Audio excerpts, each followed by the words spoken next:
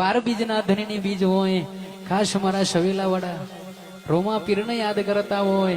આય મારો સવેલાની ધરતી પર બેઠો હોય, સાહેબજીને સાઠંબુ પ્રગણું ગબડાયું હોય, એ મારા બાર બીજના ધણીને યાદ કરતા હોય ત્યારે ધન ધન હિંદવા પીર લજિયા રાખજો.